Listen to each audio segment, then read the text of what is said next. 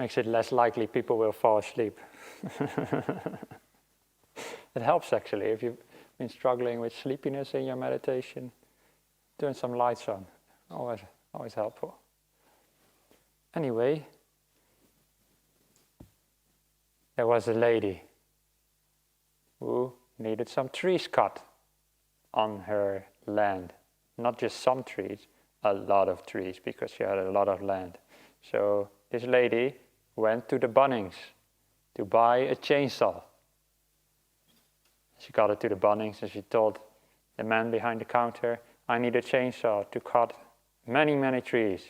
Give me your best chainsaw. The man behind the counter says, okay, come with me. And he showed her the chainsaw. This is the Husqvarna Model 1000, the best chainsaw we've got. With this chainsaw, for sure, you can cut 100 trees in a day, no problem. Wow, that's the one I'll get, said the lady. She bought the chainsaw, went back home. Next day, she came back to the Bunnings and went back to the same man and said, that chainsaw you cut, you said I could, the chainsaw you sold me, you said I could cut 1,000 trees with it, or 100 trees a day with it. I was only able to cut 30 trees in one day, not 100. I want my money back. The man said, oh, but I said in a day, you make sure you wake up early in the morning, 9 o'clock, wake up, work all day until 5 o'clock. If you do it like that, I'm sure, guaranteed, you will be able to cut 100 trees in a day. Okay, said the lady, I'll give it a shot. So she went back. Next day she came again and she went to the man and said, listen, I woke up at 7, started working straight away with the chainsaw, cutting trees, working until 7 at the evening, and I was only able to cut 50 chainsaws, not 100 like you told me. I want my money back. The man said, I'm sure you can cut 100 trees with this chainsaw easily. You know what? Tomorrow is my day off. Tell me where you live. I will come to your place and I will show you that you can cut 100 trees with this chainsaw.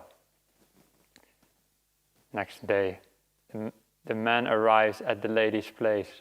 They go to the woods to cut the trees. So the man starts the chainsaw, vroom, vroom, vroom, vroom, vroom, vroom, and the lady is, oh, that's a funny noise.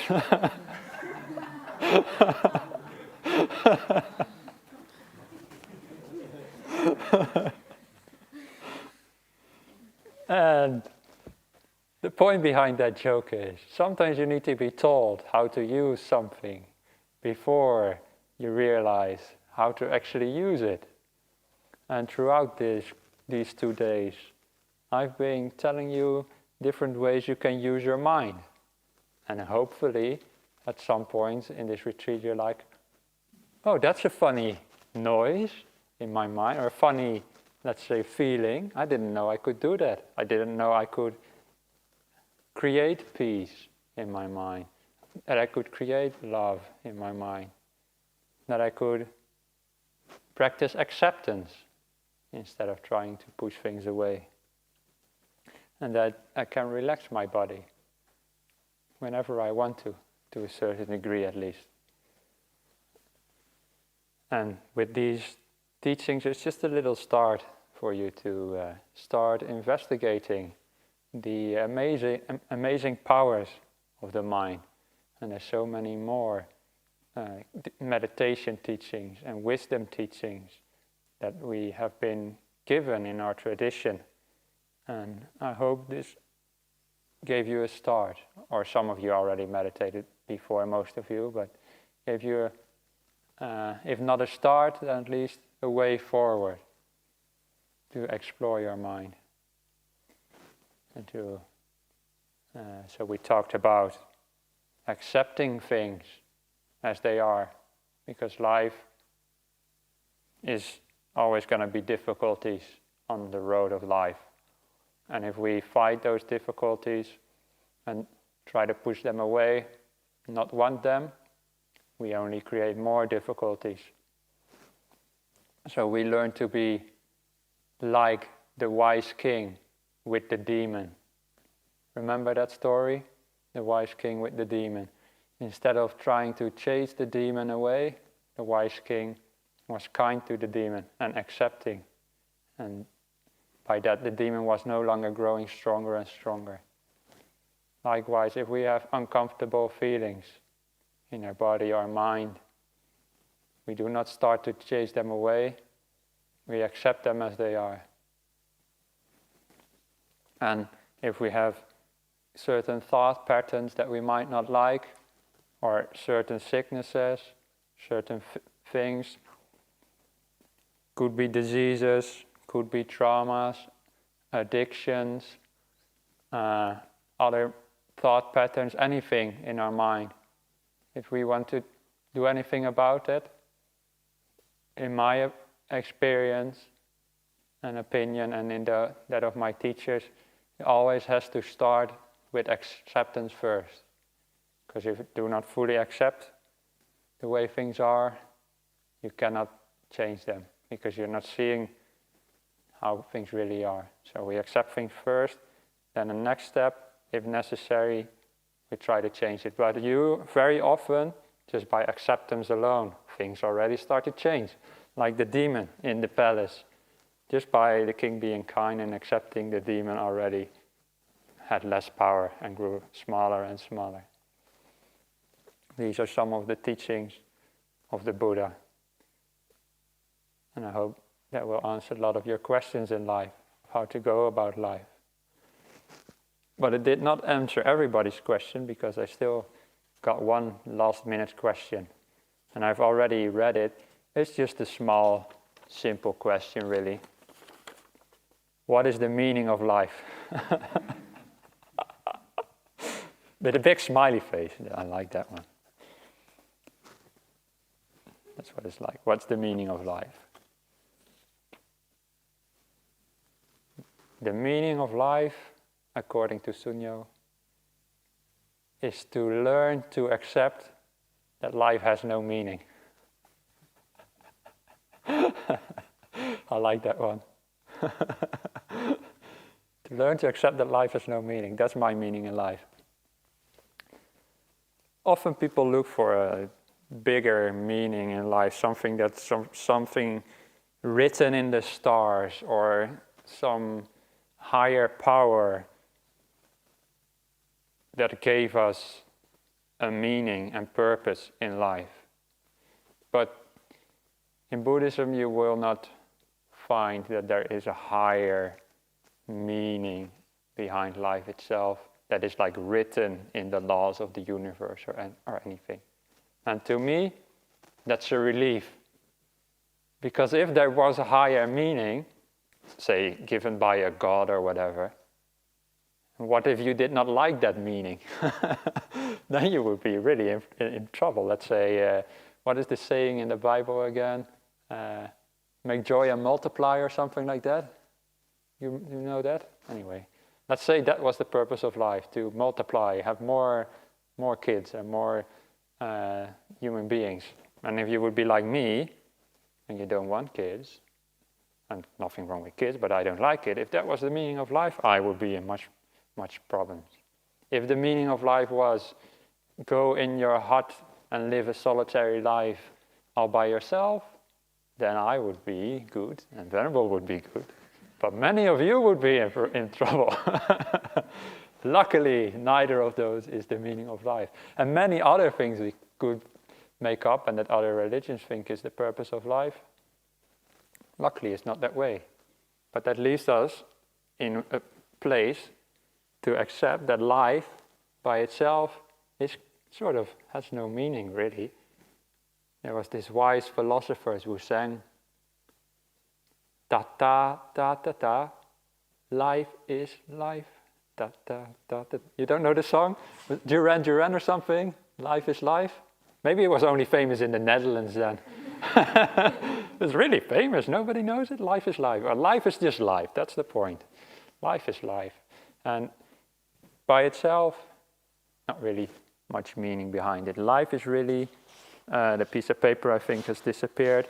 But the life is that piece of paper with the two sides, suffering and happiness. And the piece of paper just keeps flipping over from one side to the other. Sometimes you have happiness, sometimes you have suffering. And that is really a thing, if you are somebody like the Buddha, you are enlightened means that you fully accept that fact of life. That there's always suffering in life, along with happiness. And you actually know that to such an extent that you know that the two sides of the paper are in a way the same. Happiness is suffering. And that is sort of makes life inherently not have any meaning. But if you fully accept that, that opens up so many avenues to give life your own meaning. And to me that's great. Once you learn that life inherently, without any deeper purpose, that gives us the opportunity to give it our own purpose. Really make life into something beautiful coming from us. If we go and reflect on what our values are, and if we have good values, then we can use those to create a meaning in life that resonates with us. And by good values, I mean some people, in my humble personal experience, have shitty values. Some people, they spend their whole lives trying to get rich, trying to get beautiful, trying to get famous, get on the front page of the newspapers, get a new car, whatever. Or they're just chasing sensual pleasures, these kind of things. To me, if those are your values, I grant them to you, as long as you don't hurt anybody else. But I think pretty shitty values. We can have much better values than that. Yeah. And I'll leave it up to you to decide what your values are. But it could be responsibility, maybe over your children or family. So responsibility, compassion, generosity, self-awareness, self-care, wisdom, understanding. There's many things. And if we use those values as a guide, then we can find what makes life meaningful to us. To me, it makes my life very meaningful to become more simple, not only with my physical possessions. As a monk, when I travel, I put all my stuff in this basically, and I just have a little bowl that I eat. Well, it's not very little, but I have a bowl that I eat it out of, and all my stuff fits in there. So that's one of my personal values, is simplicity. Also, not only in the outside world, but also inside my mind. Make my mind simple, because simplicity goes together with contentment. If you don't need much stuff in the world, you are content in the world. If you don't ask much stuff from your mind, you'll be content with your own mind. Not even striving for enlightenment. Just happy with whoever you are. Because if you strive for enlightenment, you'll never gonna get it. Because you'll always be wanting something in the future. And this is, by definition, the opposite of enlightenment. My teacher has one of his favorite stories, is the donkey and the carrot. There's a donkey, and there's a stick tied behind his back. And on the stick is a piece of string. And at the end of the piece of string is a nice, juicy, quality carrot. And the donkey wants the carrot. So he starts walking to get the carrot. But the more the donkey moves, the more the carrot moves as well, because it's tied to his back. They just keep chasing forever the carrot. Just walking, and could walk around the world 1,000 times and still not get the carrot. Because he's just chasing something that by chasing, he moves further away. And this is a thing, if we keep chasing after happiness and always keep desiring things to be more happy, then we are always chasing the carrot. We can never be content with the way life is. And this is problematic, because you'll never really arrive, never really be content. When at some point, the donkey actually stops walking, stops running after the carrot. And when the donkey stops, what happens? This is physics. You stop and the carrot moves a bit further away, but then it swings back. Ahem. Then the donkey, because he stopped, he gets the carrot. So this is the thing with not chasing happiness and being content with what happens. We apply this in life, and things don't go the way we want to. But more relevant in context of this retreat is also to apply it in meditation. We sit down to meditate, and maybe we've had some peaceful meditations before, and we're like, all right, Sunyo, let's go and get that peaceful meditation again. It's not just peaceful. Come on, you can do better than that. You are a monk for 8 years or whatever. Come on, don't be so restless. Don't be so sleepy. No, if I am like that, I suffer a lot. And I will not be a happy monk. So that's not how I meditate. Instead, I am like, okay, this is the way life is right now, and I'm happy with it. This is the way my mind is right now. Not always the wisest mind, does stupid things still, but I accept it the way it is. And over the years I found, the more I accept my mind, the less stupid it becomes.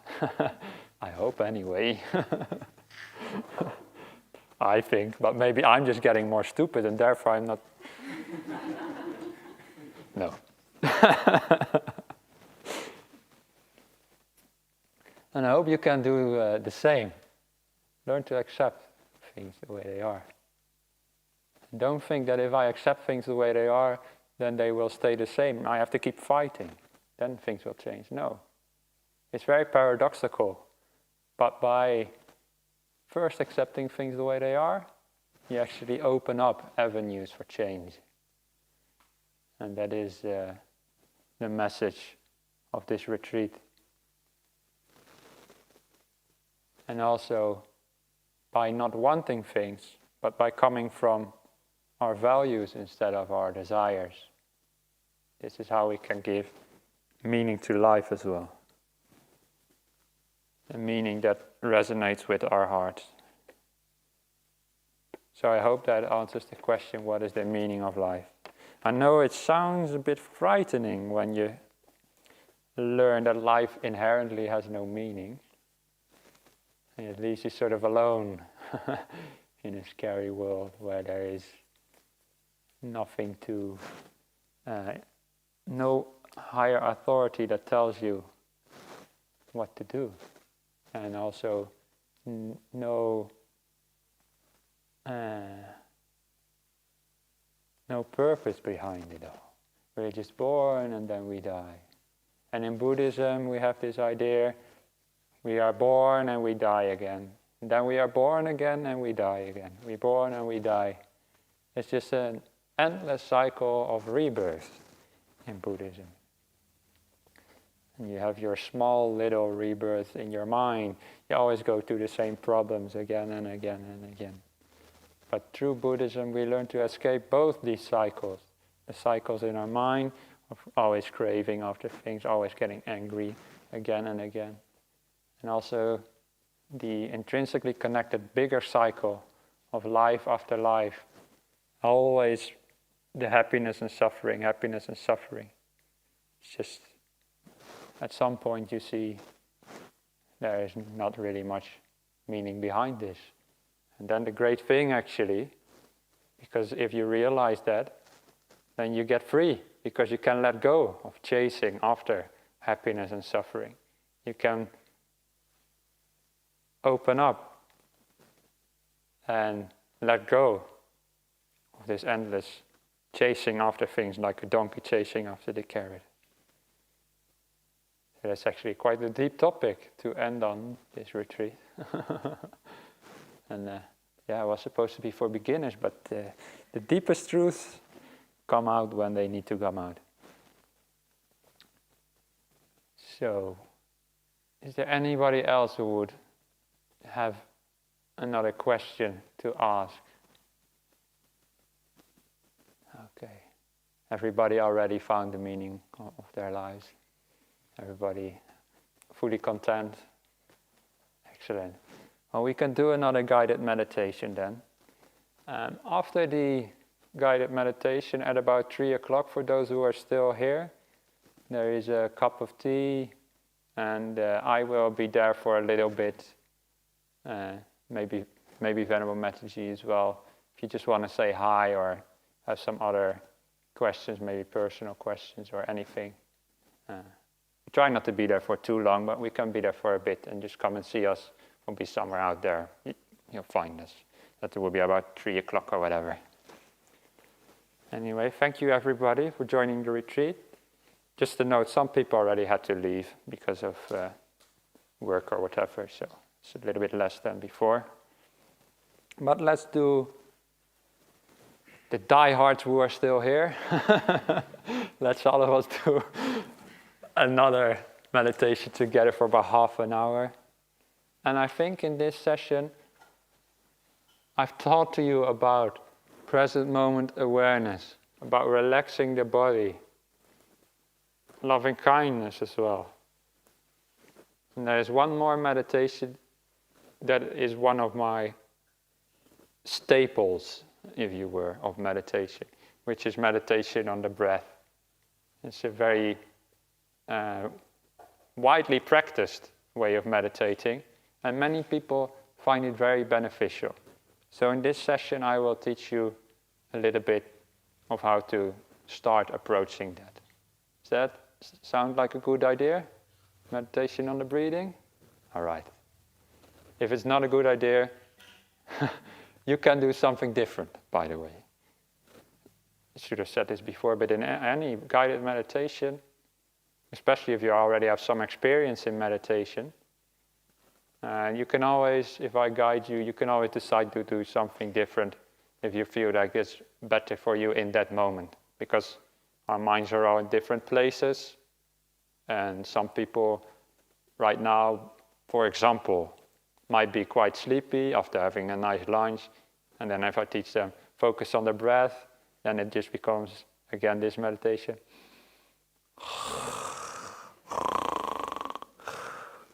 So for those people, maybe do some loving kindness or whatever, something uplifting that gives you more energy. Anyway, for most of you, just follow along. We'll do some meditation on the breath. And you know now how we start every meditation.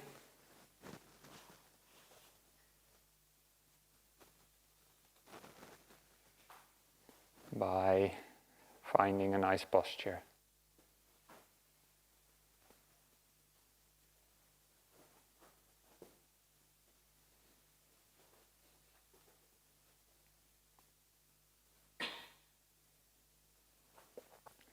Especially when we will be doing meditation on the breath,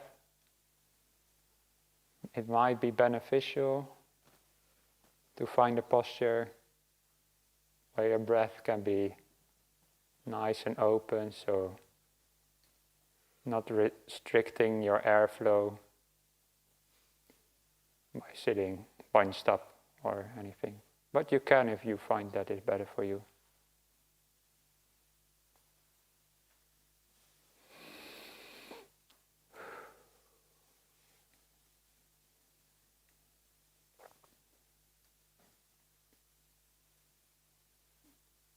Maybe just take a deep breath in.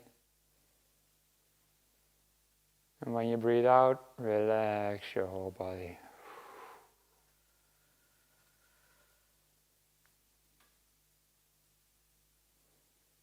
You can do that a couple of times if you feel like it, if you feel it's helpful.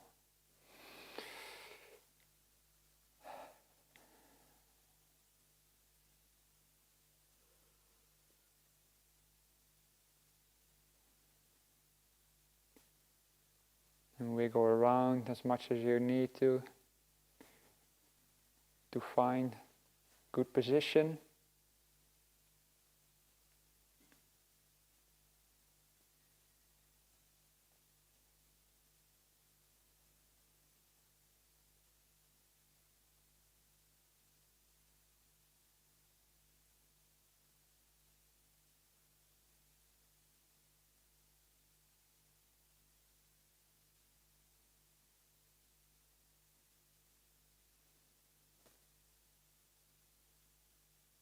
Especially take care of your, let's say, problem areas that you know of, your areas that usually get tight, your face, shoulders, neck, back maybe. Just give them a gentle reminder that they can be loose.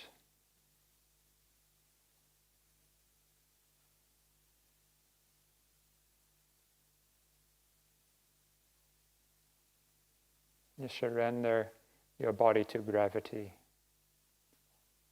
All the muscles just hang in the field of gravity. No need to keep tensions.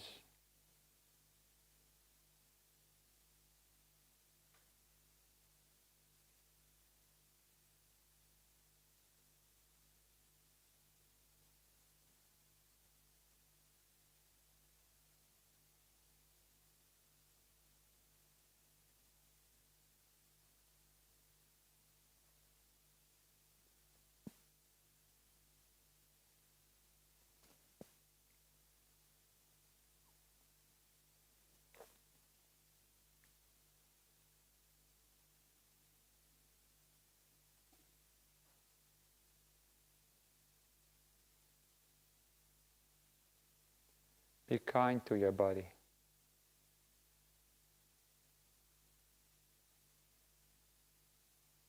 As if it is a good friend who's had a hard day's work. And you're just giving them the opportunity to rest.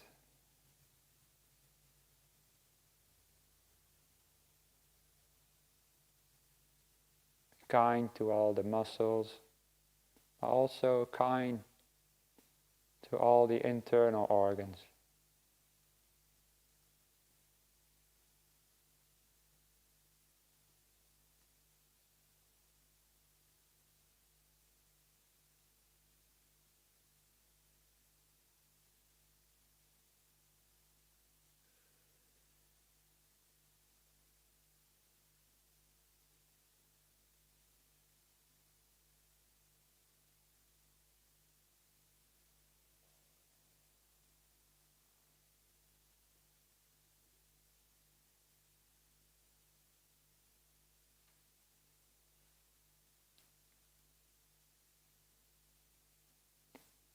Just let your awareness go throughout your body, and wherever your awareness goes, send kindness and relaxation there.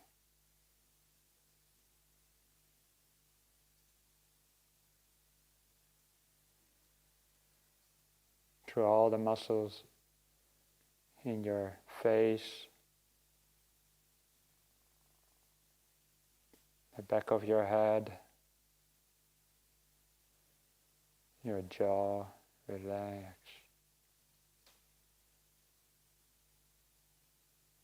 All the small muscles, tendons and everything in the neck, let them just calm down. The shoulders, let them just droop. No need to lift anything now. Just let them hang.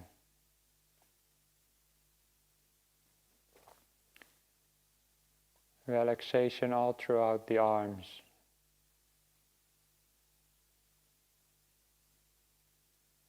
And hands as well, relax.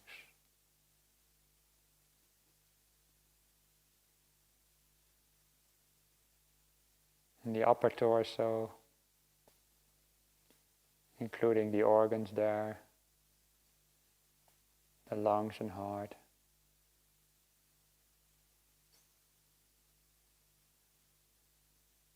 Just send love and relaxation, kindness.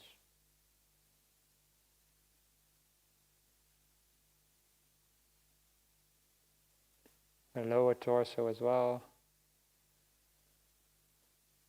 The organs there having to do with the digestion.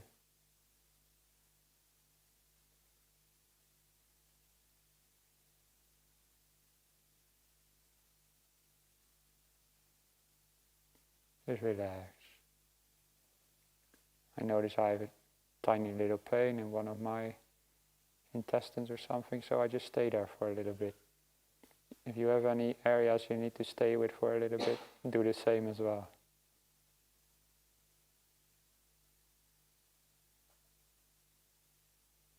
And relax wherever your body makes contact with the seat.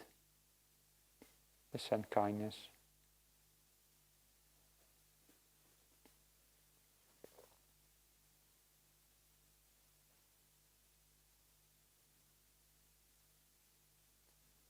Relax your legs as well.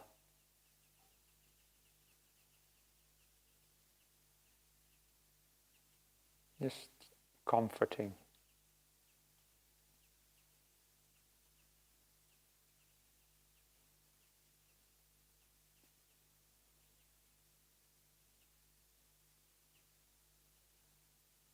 And also your feet, which after our hands are the most sensitive parts of the skin. So it's very important you also relax your feet.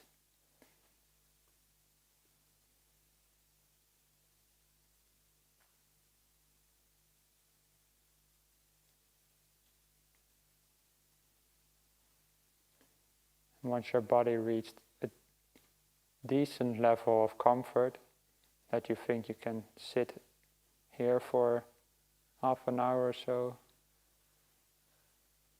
also relax your mind.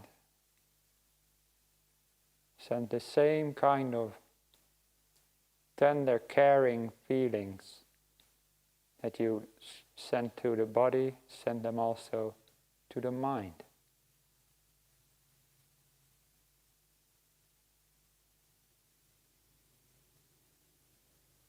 As if you are loosening internal tension.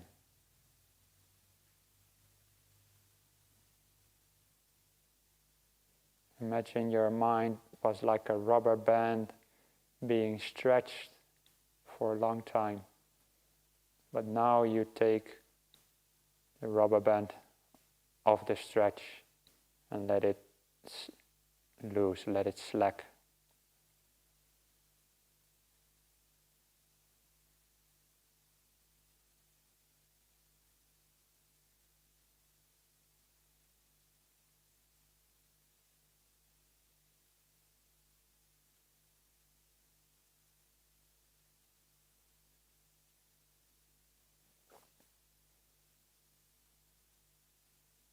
And notice that we are here now in the present moment.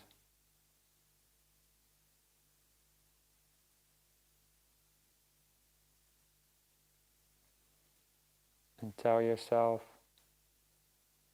dear mind, during the next 20 minutes, there's no need to plan or remember the past. We will be okay, just staying here in the present staying with the breath later. After that we can plan if we want. But for now, I wish you, dear mind, some rest and peace.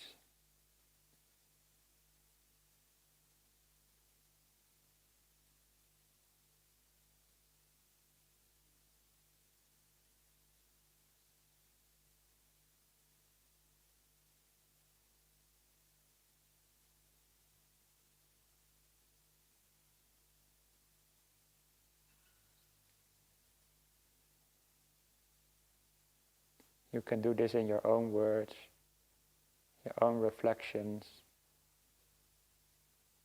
Use some, what they call cognitive therapy to tell your mind that it's not necessary to think about the past and future right now.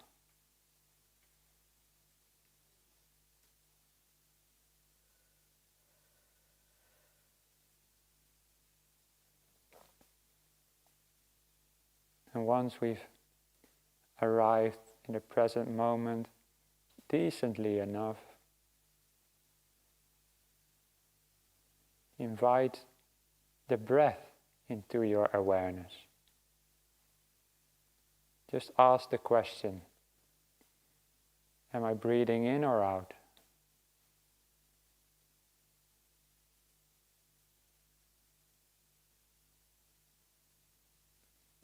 No. Wherever you notice this, the fact that you're breathing in or out, stay at that place.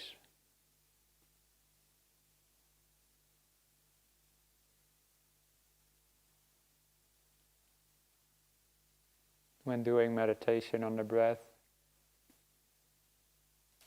there's no specific place you need to focus on the breath.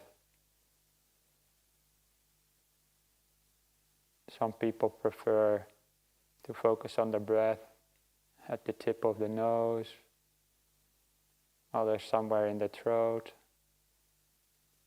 others in the belly by seeing the belly rising and lowering down again. Or just the whole breath throughout the body.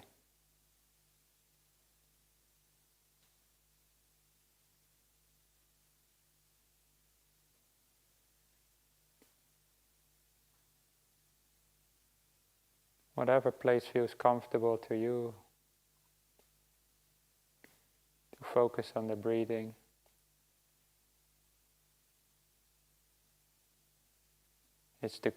That is the right place.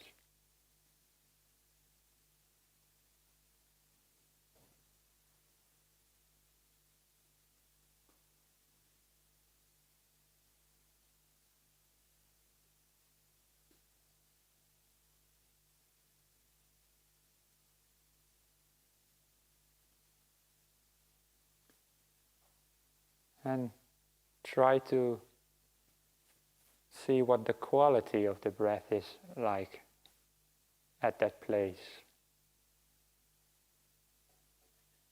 What is the breath like?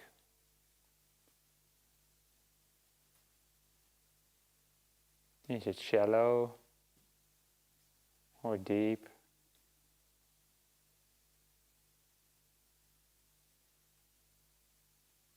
Are you breathing long breaths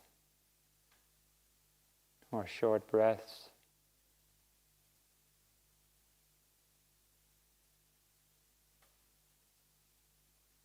Just get interested in the breath.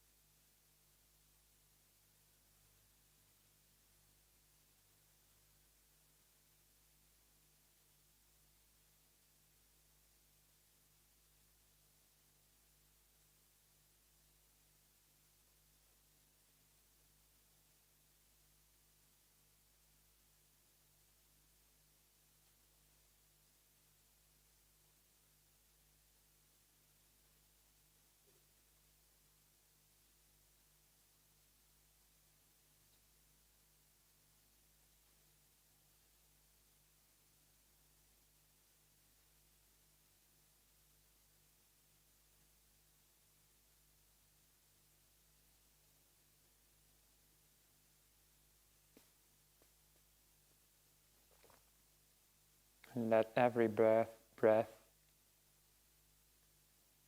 to relax you a little bit more.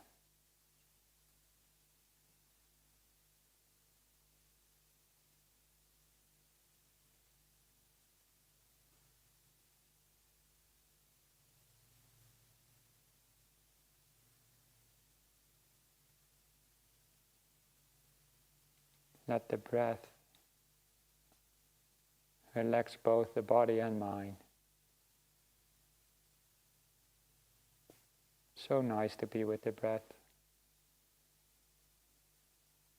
Just enjoy it.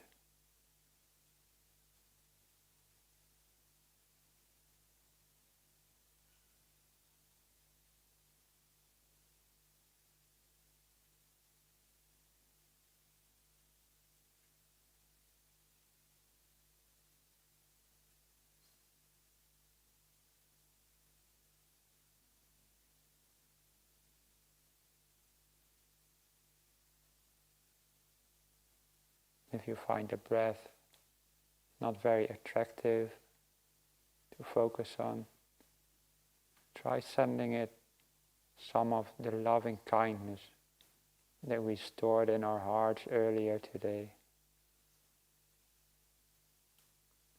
Send it towards your breath as well.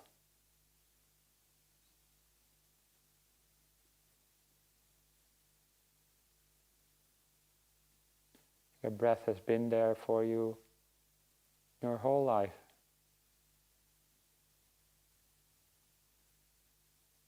It's a very good friend.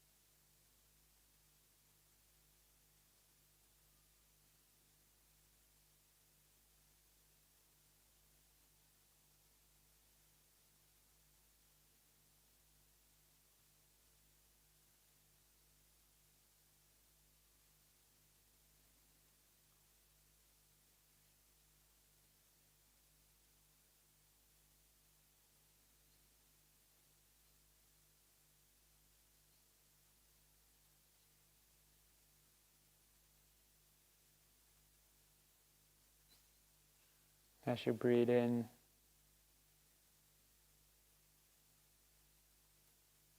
you breathe in happiness.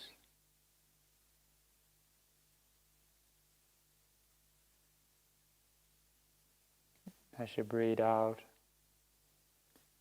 you breathe out all your worries.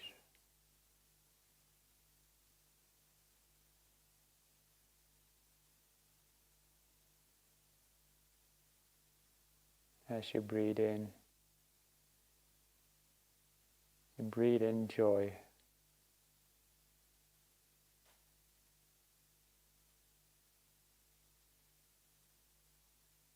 As you breathe out all your unnecessary thinking.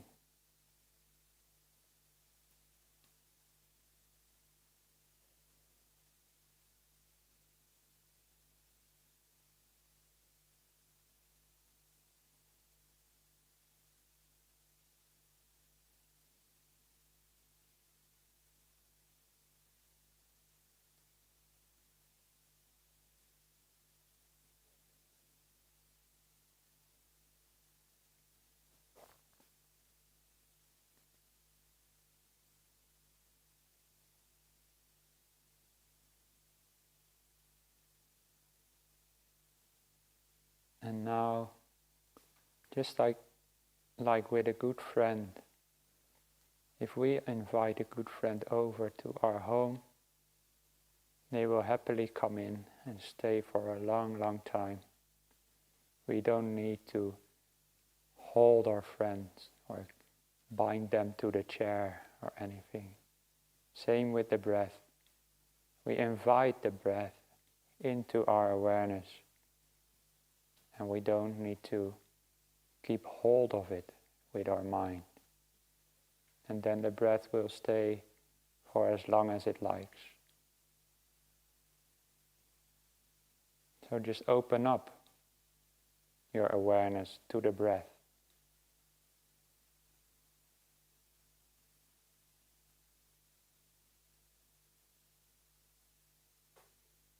So you can stay here, breath, and we will relax together.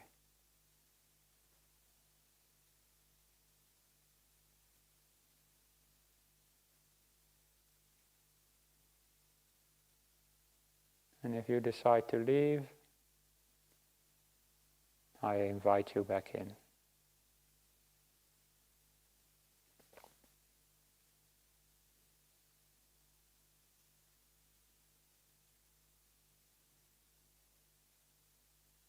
I will now keep quiet for 10 minutes, so you and your breath can hang out together in relaxation, joy, and kindness.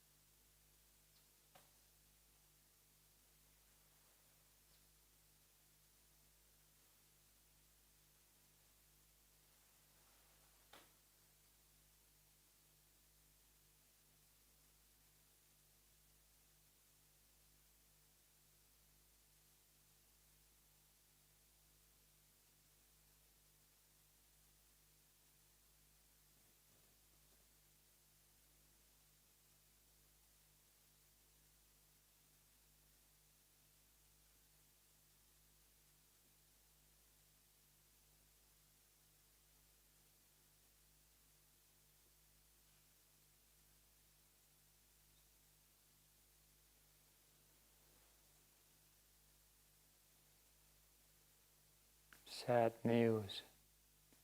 The meditation is coming to an end. Take a moment. See what you feel like right now.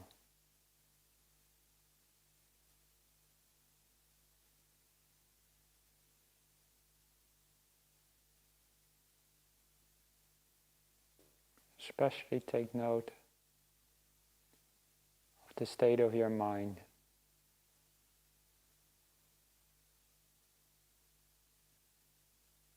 Does it feel like the volume of the thoughts has gone down during this meditation?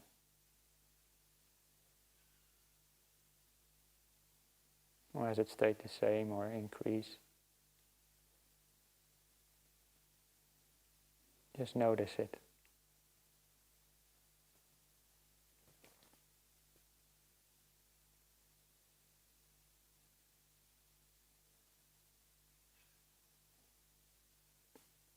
If you do feel more peace, less thoughts, just ask yourself, what did I do to get there?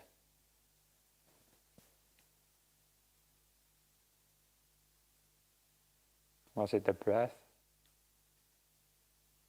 Or just letting go, accepting, whatever it was? It may have just been a few moments during the meditation when the volume of your thoughts was turned down. Just remember those and what you did in those moments.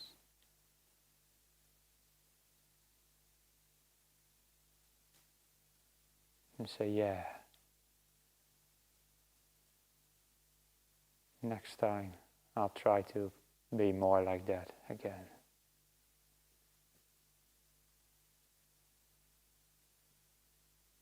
This way we remember, program our mind to react in that way again in the future. And slowly we learn more and more about peace and meditation.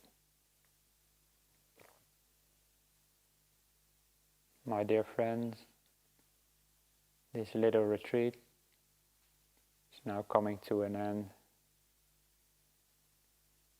As a final instruction to you, please send a lot of gratitude to yourself for being here, being on this retreat,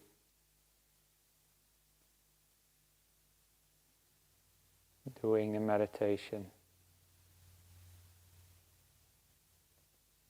Please don't hold any regrets about, I should have meditated more. Don't hold any anger. My meditation sucks. No. Instead, realize that you've done very well. You've tried your very best. Meditated. Listen to these talks. Survive the bad jokes. Thank you. Thank yourself for trying and doing your best. This way we always leave meditation with a positive feeling, never with regrets or anger.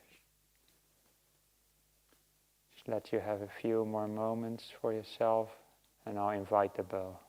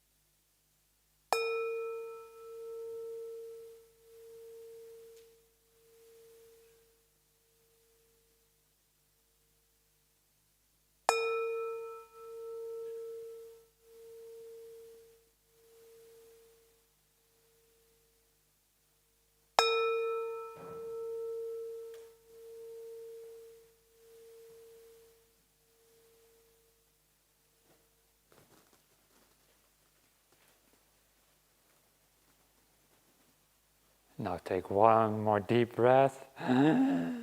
Sadhu, sadhu, sadhu.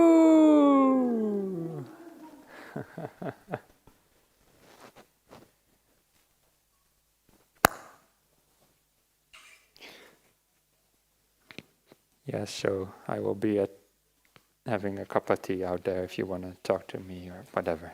Just say hi, anything. Just wave.